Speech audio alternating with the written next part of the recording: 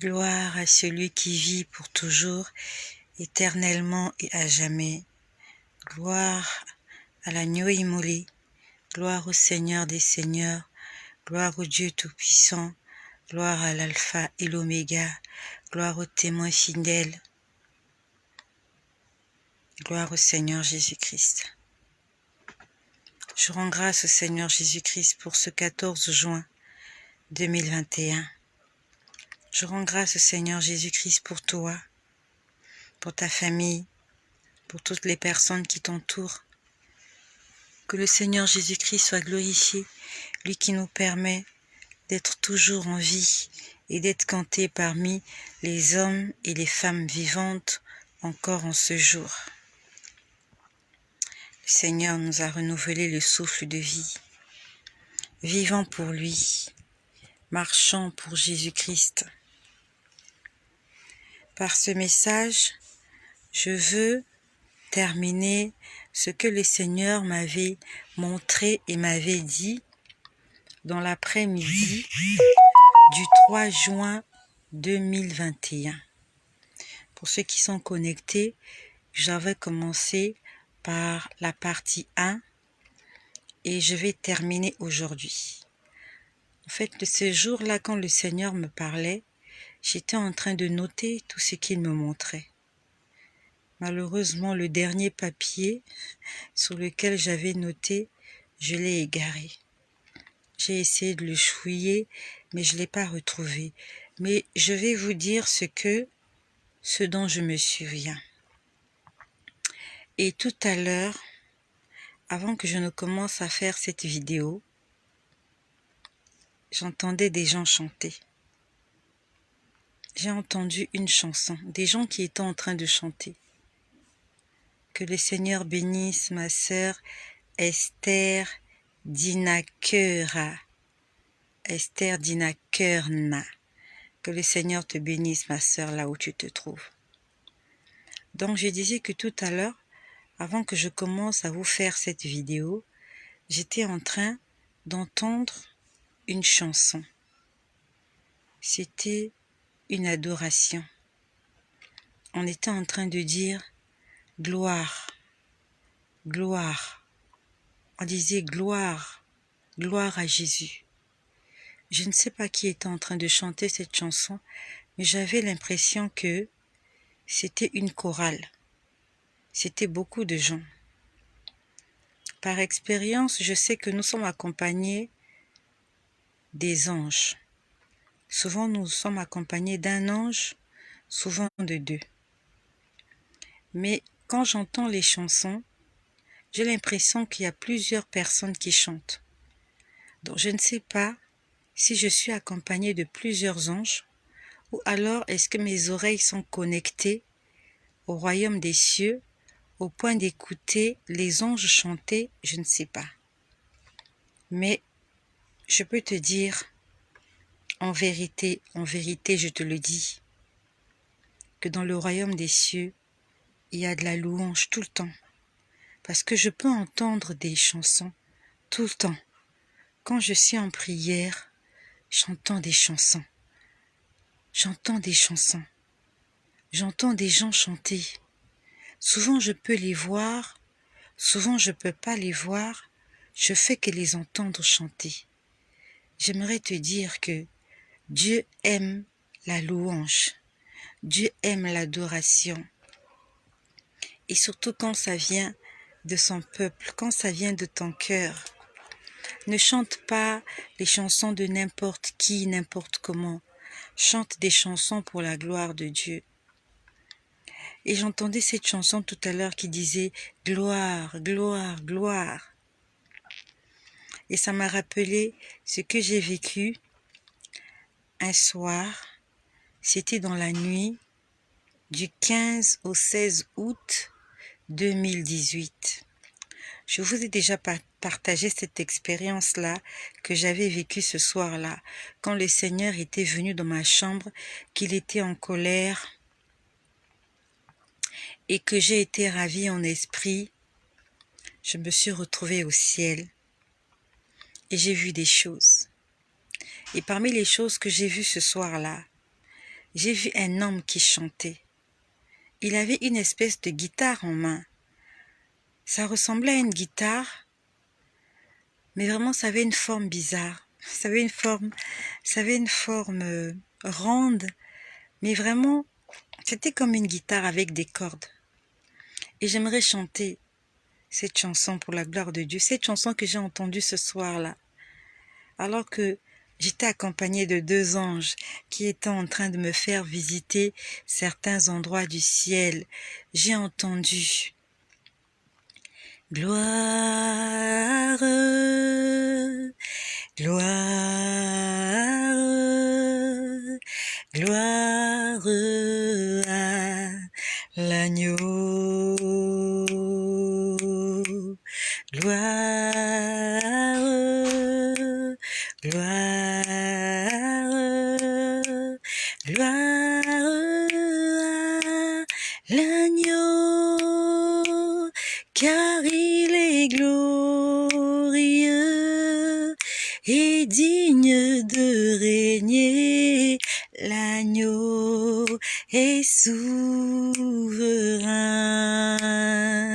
Nous élevons nos voix pour t'adorer, Yahweh. L'agneau est souverain, car il est glorieux et digne de régner. L'agneau est souverain. Nous élevons nos mains pour t'adorer. L'agneau est souverain. C'est la chanson que j'ai entendue ce soir-là. Il y avait quelqu'un qui était en train de le chanter dans le ciel. Et sa voix allait comme de l'écho. Sa voix allait très loin. Et pendant qu'il était en train de chanter cette chanson, il était entouré par des petits-enfants habillés en blanc. Et je pouvais voir comme une armée en train de défiler. C'était comme l'armée. Vous voyez, pendant les défilés, il y a des soldats qui passent là avec la fanfare. On appelle ça la fanfare. Ils ont des drums, je sais pas comment on appelle tous ces instruments, mais ils étaient en train de chanter au rythme de cette chanson. Car il est doum, doum, doum, doum, doum, doum, doum. C'était incroyable. Il y a des chants qui sont vraiment inspirés de Dieu. Il y a des chansons, des louanges qui sont chantées dans le royaume des cieux. Et il y en a aussi beaucoup que nous écoutons sur les réseaux sociaux, dans les CD, qui ne sont pas inspirés de Dieu, qui ne sont même pas chantés pour la gloire de Dieu. Mais la chanson dont je vous parle là, c'est une chanson qui a été inspirée de Dieu. Et Dieu a validé cette chanson dans le ciel. C'est pour ça que ce jour-là, j'ai entendu cette chanson au ciel. C'est un homme, je ne sais pas qui est cet homme. Il était tout blanc comme de la lumière, sauf qu'il n'avait pas d'ailes. Il avait une robe blanche avec une guitare. Il chantait « Car il est glorieux » et sa voix allait très loin. J'avais l'impression qu'il chantait dans un haut-parleur.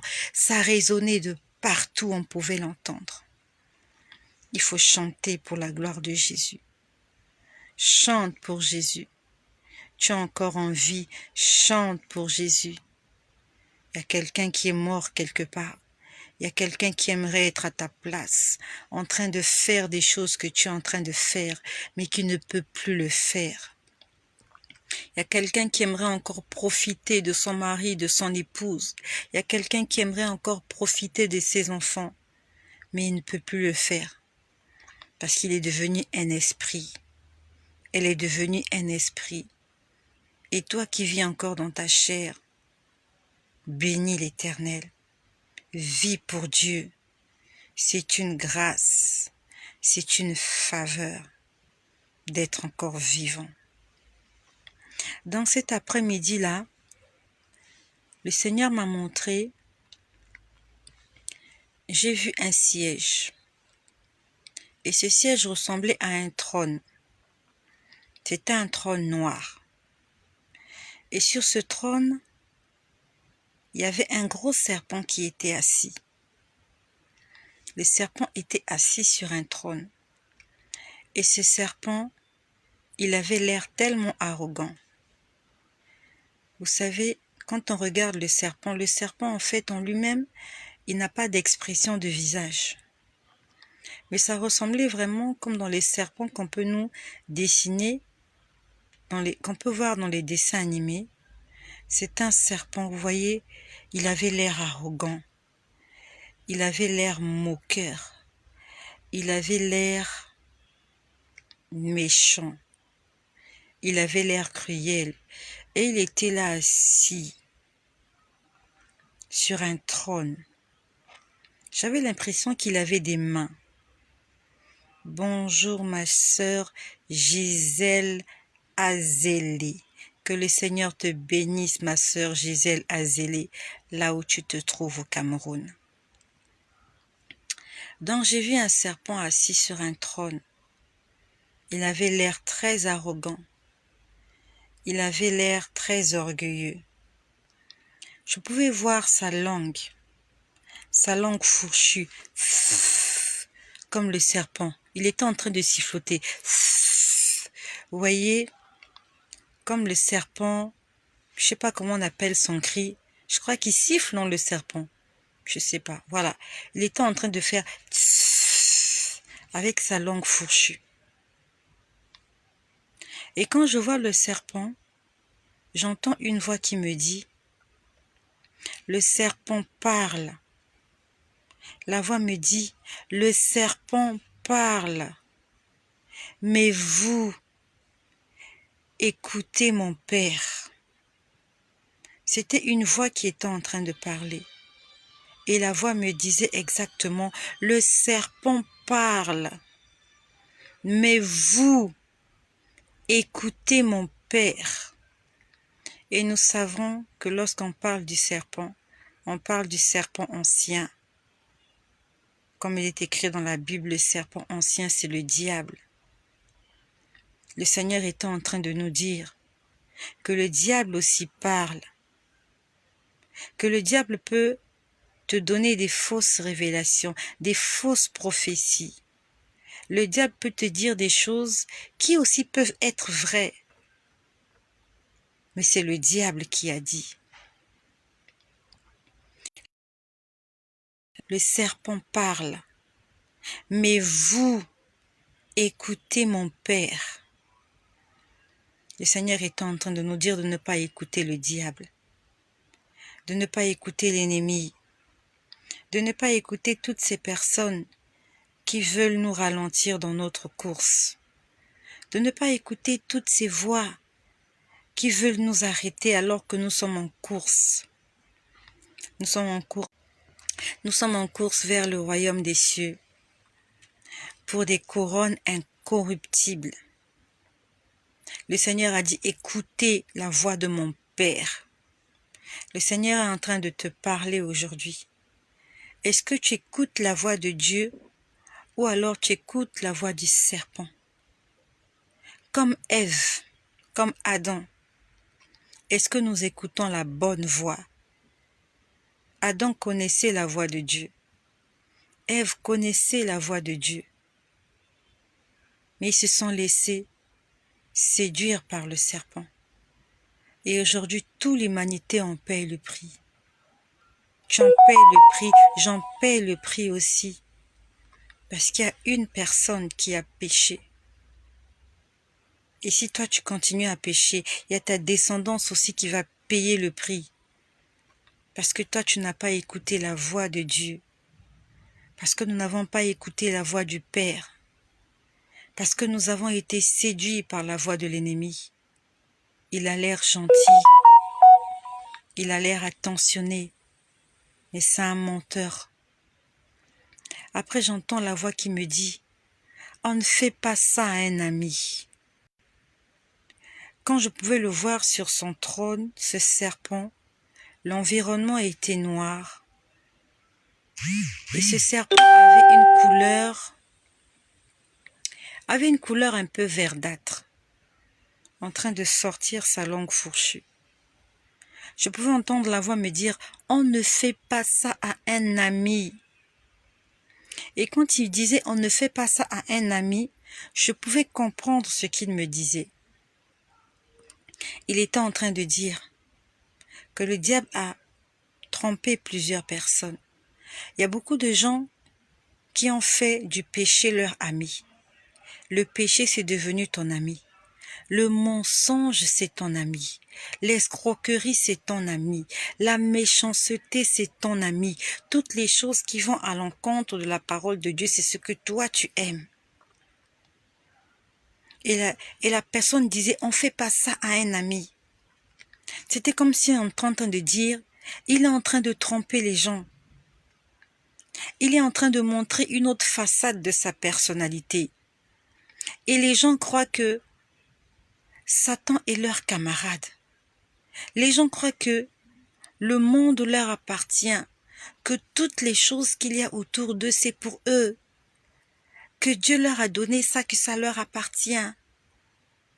Les gens croient que les richesses de ce monde, qui sont passagères, qui sont éphémères, que toute cette vanité les aime. Il y a les hommes qui croient que les démons sont leurs camarades.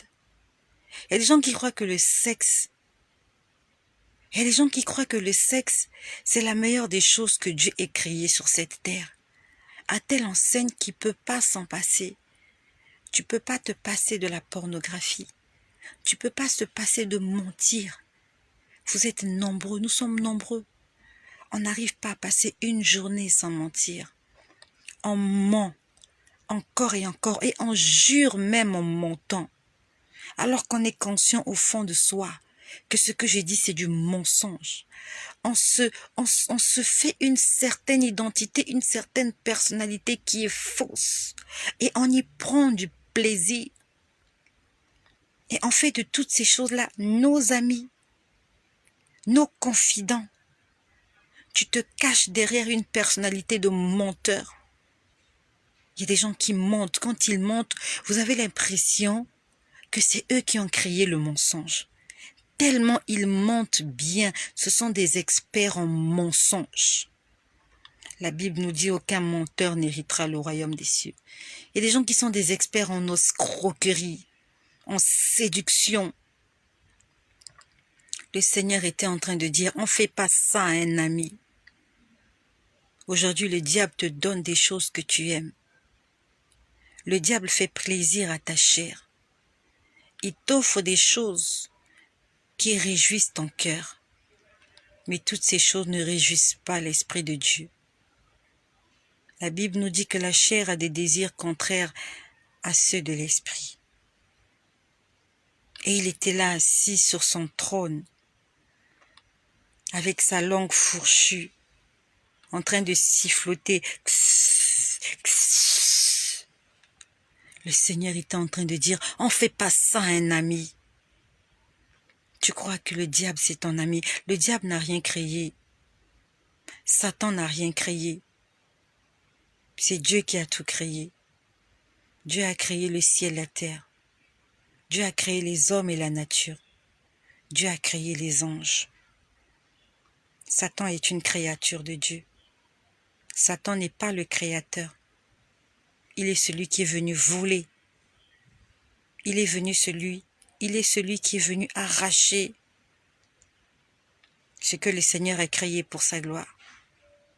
Dieu t'a créé pour sa gloire, afin que tu vives pour lui et que tu le serves. Puis j'ai entendu le Seigneur dire, en fait, il voulait dire, faites du bruit pour Dieu. Vous voyez, j'ai entendu ça dans le Jamel, je sais pas, club Jamel Comédie Jamel Club, je sais pas. Il y a un club Jamel Comédie comme ça. Voilà, c'est le comédien Jamel, quand il annonce quelqu'un sur scène, après il dit « Faites du bruit pour un tel » et les gens, ils applaudissent. Et le Seigneur était en train de dire, j'entendais une voix qui disait « Faites du bruit pour Dieu ». Dieu veut qu'on fasse du bruit pour lui. C'est-à-dire que nous puissions chanter à haute voix, que nous puissions louer l'Éternel à haute voix, que nous puissions crier de toutes nos forces, que nous puissions danser pour Dieu. En fait, Dieu veut que nous puissions faire du bruit, mais que ce bruit-là soit pour sa gloire. Comme lorsque les enfants d'Israël étaient en face du mur de Jéricho. La Bible nous dit qu'ils se sont mis à crier, à chanter. Ils se sont mis à exploser de joie. À ce moment-là, les murs de Jéricho sont tombés. Le Seigneur veut que nous puissions crier comme les enfants de Jéricho, pousser des cris de joie. En fait, il veut que nous puissions exploser de joie pour sa gloire. Je pouvais entendre « Faites du bruit pour Dieu, faites du bruit pour Dieu ». Est-ce que tu fais du bruit pour Dieu? Quand tu es à l'église, est-ce que tu cries à Dieu de toutes tes forces, juste pour lui dire merci Seigneur? Ou tu cries seulement quand tu as des problèmes? Quand les choses ne marchent pas, tu te mets à crier, tu te mets à te lamenter. Fais-le aussi quand tout va bien. Tu t'es réveillé le matin, tu cries haut et fort, tu dis Seigneur Jésus, merci pour ce jour nouveau. Seigneur, je te glorifie, je t'élève. Sois béni, mon Dieu, mon roi. Je pouvais entendre « Faites du bruit pour Dieu ». Hier dans l'après-midi, hier nous étions dimanche le 13. Nous étions le 13 juin hier. Et j'étais fatiguée, je m'apprêtais à faire la sieste. Et pendant que je m'étais allongée, je pouvais sentir une paix dans mon cœur. J'étais heureuse. J'étais tellement heureuse que mon être intérieur a dit « Seigneur, j'aimerais que tu viennes me chercher. Vraiment, que le Seigneur me pardonne. Je sais que ma mission sur cette terre, elle n'a pas encore fini. Ma mission n'est pas encore finie. Mais j'ai vu tellement de belles choses que vraiment hier, c'est vraiment sans faire exprès, j'étais allongée sur mon lit et je voulais juste m'endormir et m'en aller. Je voulais juste m'endormir, m'en aller, mais c'était avec une joie immense. J'étais vraiment dans la joie. J'étais juste là, j'étais dans la joie. Je me disais, j'ai envie de partir. J'ai envie de partir. Que le Seigneur me pardonne parce que j'ai encore des enfants qui ont besoin de moi. Et que si je pars, mes enfants seront très malheureux. Soyons toujours prêts. Soyons toujours prêts pour l'enlèvement. Hier, j'étais en train de lire le livre de Sophonie. J'étais en train de lire le livre de Sophonie hier, je crois. Je crois que c'était Sophonie. C'est juste après. Alors, je vais regarder. Oui, c'était Sophonie. Sophonie, c'est juste avant Zacharie. Et c'est juste après Habakkuk. Sophonie, dans Sophonie, on pouvait dire que c'était un prophète et Dieu l'avait utilisé. Dieu avait réveillé son esprit et celui de Zorobabel, alors qu'ils étaient en captivité à Babylone, après que les enfants de Dieu aient péché contre l'Éternel et qu'ils soient allés en captivité à Babylone. La Bible dit que, c'était dans le livre de Sophonie, j'étais en train de lire hier et avant-hier, comment ils sont revenus à Jérusalem et le Seigneur leur a demandé de rétablir le temple, de reconstruire le temple de Jérusalem, parce que le temple avait été détruit lors de l'invasion des ennemis d'Israël.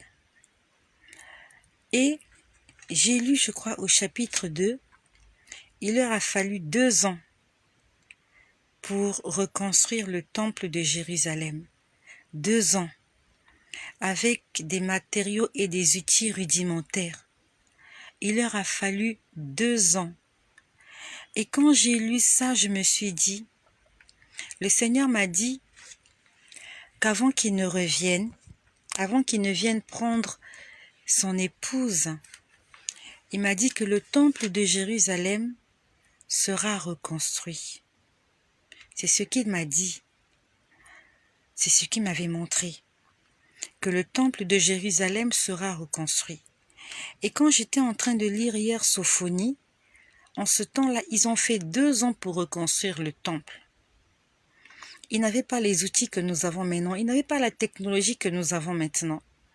Je me suis posé la question que si le temple de Jérusalem pouvait être reconstruit maintenant en plein 21e siècle, avec les outils sophistiqués et extraordinaires que la science a conçus, avec tous ces ingénieurs, tous ces architectes, avec toute la main-d'œuvre disponible qu'il y a, je me suis dit, en combien de temps le temple pourrait être reconstruit? Si en ce temps-là, les enfants d'Israël revenaient à Jérusalem vraiment timidement, et on dit qu'ils étaient plus intéressés à rebâtir leur maison que de rebâtir le temple. Ça veut dire que tous n'étaient pas en œuvre pour reconstruire la maison de l'Éternel. Mais ceux-là qui avaient la détermination, ceux-là qui avaient la conviction que Dieu voulait que le temple soit reconstruit, la Bible nous dit dans Sophonie 2 qu'ils l'ont reconstruit en 2 ans. Et si aujourd'hui, alors que nous attendons le retour du Seigneur, le temple de Jérusalem doit être reconstruit, je me suis posé la question, si les gens se mettent en œuvre pour reconstruire ce temple, en combien de temps ils vont le reconstruire? En 6 mois? En 3 mois? En 1 année? Il n'y a plus le temps. Le temps est terminé, le temps est écoulé. Je vous ai dit la dernière fois, je vous ai montré un chemin. Comment on m'a dessiné.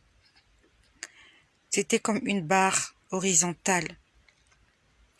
Là où il y avait un pasteur, le pasteur de l'église. Le pasteur de l'église, c'est le Saint-Esprit qui me disait, bientôt je m'en irai, il ne me reste qu'une journée ici. Il a dit, il ne me reste qu'une journée ici.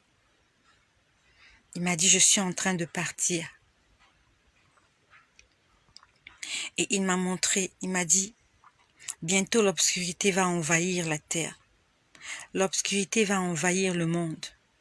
Il y aura la désolation.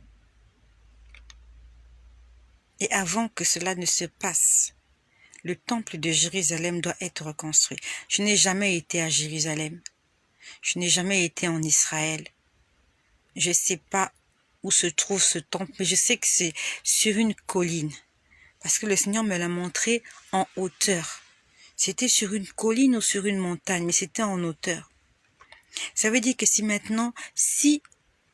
le temple de Jérusalem est reconstruit, personnellement, je crois que ils vont le reconstruire peut-être en moins d'1 année. Et le Seigneur dit qu'il viendra quelque temps après que ce temple-là soit reconstruit. Ça ne mettra plus du temps.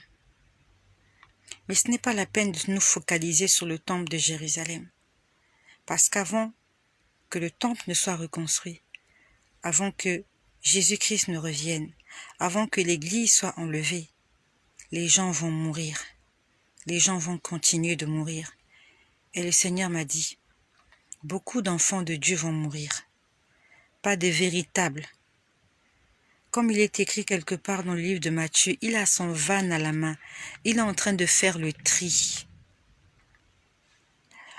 Pour ceux qui ont suivi ce que le Seigneur m'avait dit dans la nuit du 31 décembre au 1er janvier 2020, le Seigneur m'a dit que le jugement dans l'Église a commencé.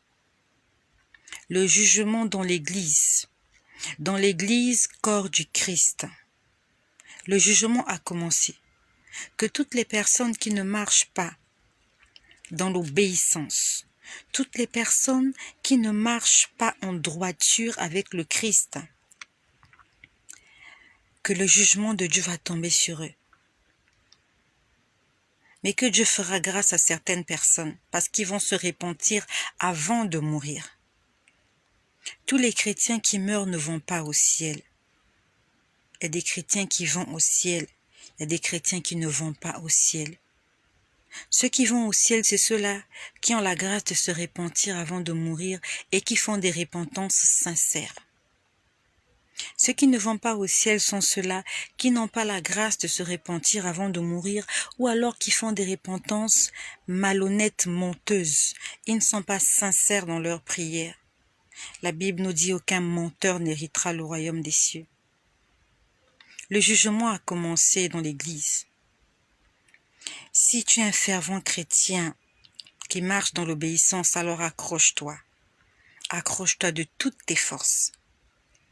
Mais si tu sais qu'il y a des choses que le Seigneur te reproche encore, toi qui vis dans l'idolâtrie, toi qui adores les idoles, toi qui invoques les esprits des morts, toi qui pries les saints, toi qui appelles les apôtres, toi qui dans tes prières prononces le nom des dames des ténèbres, tu prononces les noms des sirènes, tu prononces les noms des déesses, tu prononces le nom de Marie, mère de Jésus. La Bible nous dit, tu n'auras pas d'autre Dieu devant ma face. Tu ne te feras point d'image taillée. Et tu ne les adoreras pas, car moi, l'Éternel, ton Dieu, je suis un Dieu jaloux. C'est dans les 10 commandements, tu peux les lire dans le livre de Exode, chapitre 20. Dieu est jaloux. Et il ne permet pas qu'on puisse prononcer le nom de quelqu'un d'autre dans nos prières, si ce n'est que le nom de celui qui a donné sa vie pour nous à la croix, Jésus-Christ. Il ne permet pas que nous puissions nous prosterner devant les images, devant les photos. Le Seigneur est contre toutes ces choses. Et tu le sais. Pourquoi ne veux-tu donc pas arrêter avec cela? La Bible que nous lisons, c'est cette Bible-là qui va nous condamner. La Bible que nous lisons et que certains ne lisent pas, c'est cette Bible-là qui va nous justifier. Lorsque nous allons comparaître devant le tribunal du Seigneur, ce n'est pas un livre de prière qu'on va nous ouvrir. On va nous ouvrir la Bible.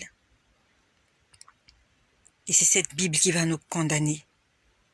Ce n'est pas le pasteur qui va te juger. Ce ne sont pas les gens, les anges qui vont te juger. C'est pas le prêtre qui va te juger. C'est la Bible qui va te juger.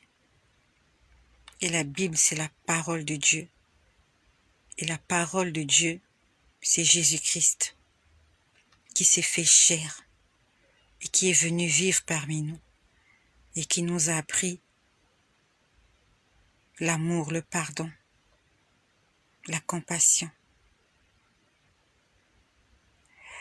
Hier soir encore, pendant que j'étais là, allongée, pendant que je disais que j'étais en train de vouloir m'en aller, le Seigneur me disait, louez des louanges à l'Éternel, louez Dieu, louez Dieu, louez Dieu. Il faut louer Dieu. Et le nom de Dieu, c'est Jésus. Le nom de Dieu, c'est pas Jérusalem. Le nom de Dieu, c'est pas Israël. Le nom de Dieu, c'est Jésus-Christ Emmanuel. C'est le nom que tu dois prononcer dans tes chansons, dans tes louanges, dans tes adorations. Jérusalem, c'est pas le nom de Dieu. Il y a une chanson comme ça que les gens chantent et dansent, Jérusalem. Jérusalem, c'est le nom d'une ville. Jérusalem, ce n'est pas le nom de Dieu. Il faut que tu t'en souviennes. Que toute chanson où le nom de Jésus n'est pas prononcé, cette chanson n'est pas pour la gloire de Jésus. Jérusalem, c'est pas le nom de Dieu. Le nom de Dieu, c'est Jésus-Christ. Le nom au-dessus de tous les noms. Le seul nom qui nous a été donné par lequel nous soyons sauvés. Une fois, il y a mes enfants qui disent, mais maman, dans cette chanson, on parle de Jérusalem. Oui, c'est comme si on parlait de Paris. Paris est une ville, Jérusalem est une ville. Mais Jésus n'est pas une ville. Jésus est Dieu. Je te bénis, toi qui es connecté à cette chaîne, que ce soit sur Facebook ou sur YouTube. Je te bénis, toi qui es accroché à Jésus-Christ et qui a pris la décision de marcher, de vivre pour lui. Et je te bénis aussi pour toi qui vas partager cette vidéo afin d'édifier, de fortifier, d'enseigner quelqu'un. Soyez bénis chez vous et que le nom de Jésus